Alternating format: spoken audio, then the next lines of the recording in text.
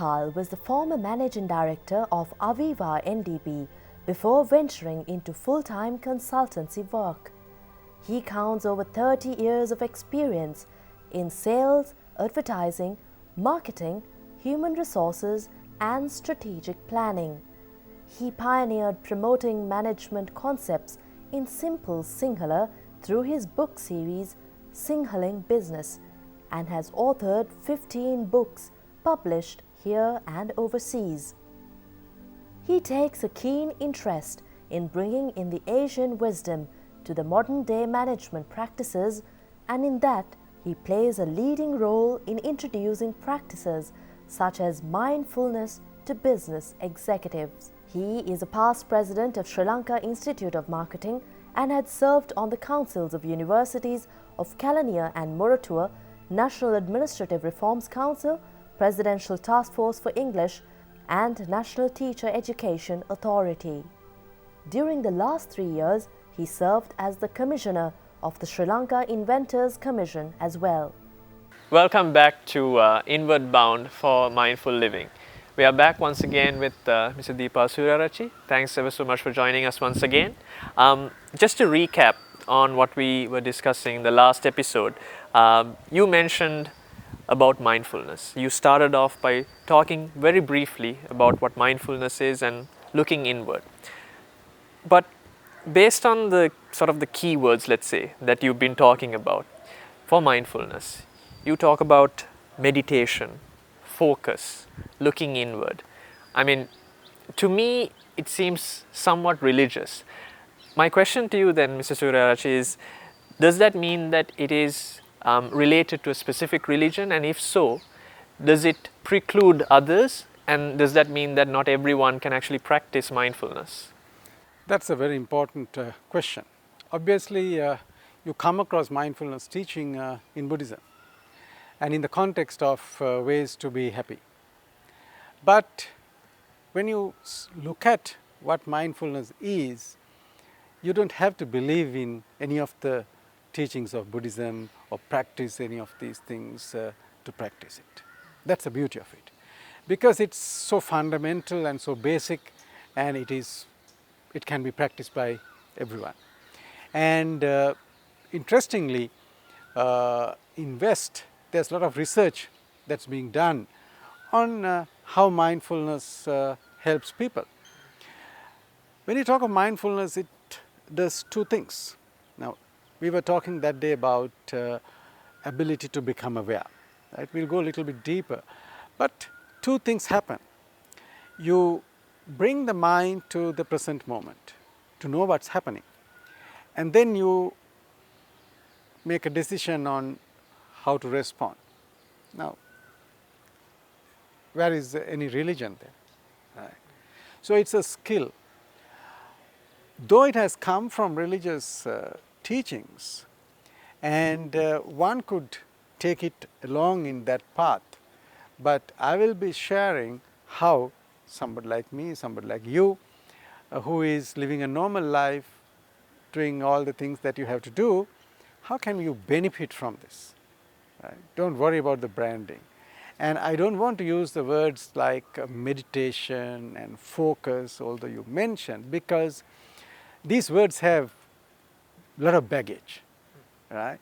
And to become mindful means let go of baggage, right? So let's say mindfulness is your ability to observe something that happens without getting involved. Right? Like for example, you go to the beach, you watch the waves. It's very easy to watch the waves and see what happens, right? Without thinking, oh, that wave should go a little bit high. But in life, that's not the way we live. We want to get involved with everything. Right? So mindfulness is the complete opposite of it. Right? Take a step back and see what happens. So this, in that context, it is nothing to do with a religion. Right? It's, in that sense, it's very secular. Right?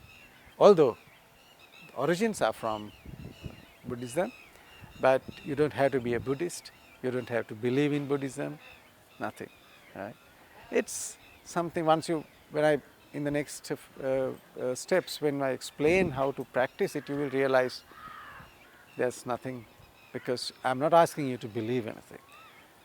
Believe me, it will not conflict with any of your practices, your belief systems and things you do. So the way you're explaining it to me, it's applicable to everybody, and anybody can practice mindfulness in order to improve themselves. Exactly. It doesn't matter whether you are a three-wheel driver who roams the city of Colombo, or a CEO managing a company, or a farmer who is plowing a paddy field. It doesn't matter. In other words, mindfulness is somewhat of an equalizer. Everyone is seen in the same light. Exactly. So, if we are to then discuss that notion a bit, because you mentioned mindfulness in so many different aspects, but if you are to define mindfulness, how would you define it? How would you put it into words?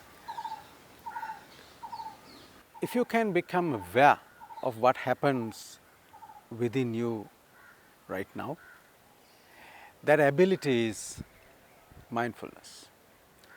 Your ability to observe the phenomena without interfering. Because the moment you interfere, it changes. Right?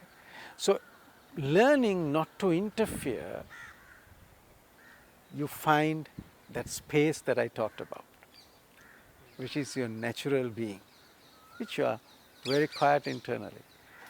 Right? And this is what we should discover. Right? Then you can look at something. Okay, let me put it in a different way. If somebody else comes to you with a problem, right, your friend or somebody comes to you with a problem, how would you react? You can give very good advice how to solve the problem. But for that person, it doesn't look so obvious. But if it was your problem, you will not be thinking that logically, right? Because you are so involved. Right? So if you develop mindfulness, you can be that counsel person or the advisor to yourself, because then you learn to look at yourself without getting involved. You move away from being tunnel visioned yourself, right? That is a very good summary, right? Because this what you mentioned is very true. You always want to get involved. That's our habit, right? And the moment you get involved, you don't see what's happening, whether it's a day-to-day problem or an experience. Right?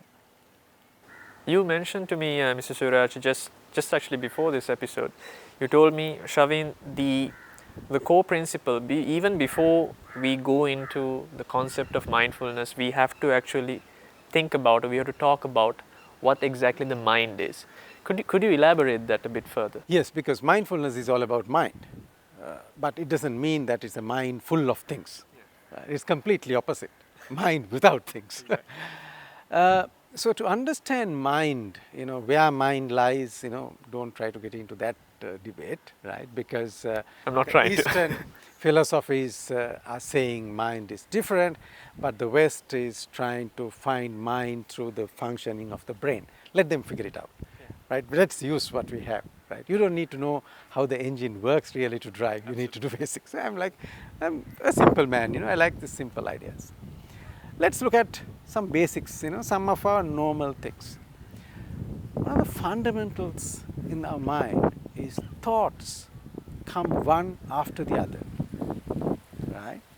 Now, let me dwell a little bit on this. Now, when we started to read, how did we start? We first learned letters.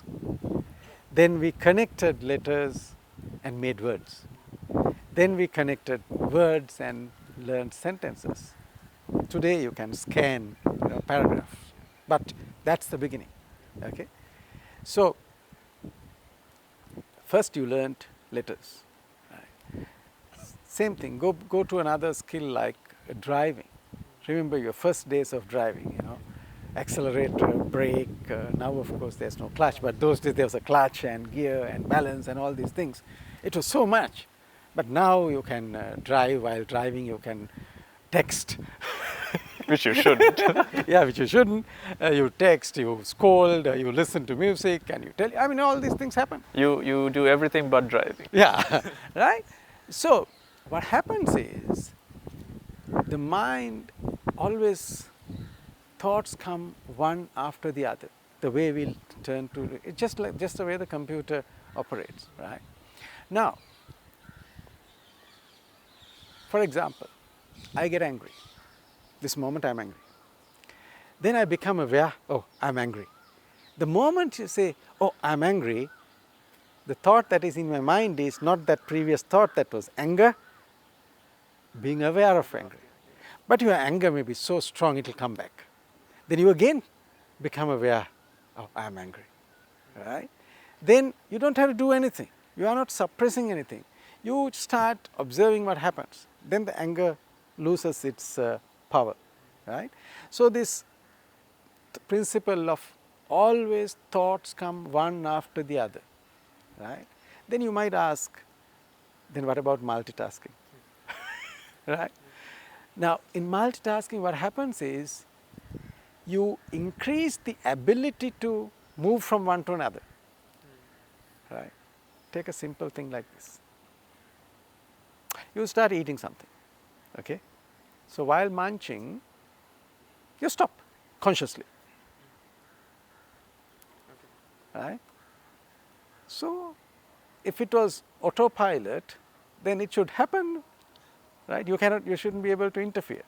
What happens is mind also learns to improve its productivity. That's part of the brain function, right? The things get into autopilot mode. Right? Then you think, I'm doing this while doing something else. But in reality, what happens is constantly the mind is checking on all these things, one after the other. So, mindfulness, the skill depends a lot on this principle, right? So, when you become aware, what is in your mind is the thought of being aware, not what is happening. Right? So, one of the first principles with which we work this whole thing is what I have discovered is always thoughts come one after the other. And if you start practicing mindfulness, right, more longer periods, later I will teach you, you will see this happening. Then after that you don't need to believe anybody. We will take a quick commercial break, but when we come back, we will talk more about how the mind works with Mr. Deepa Suryarachi.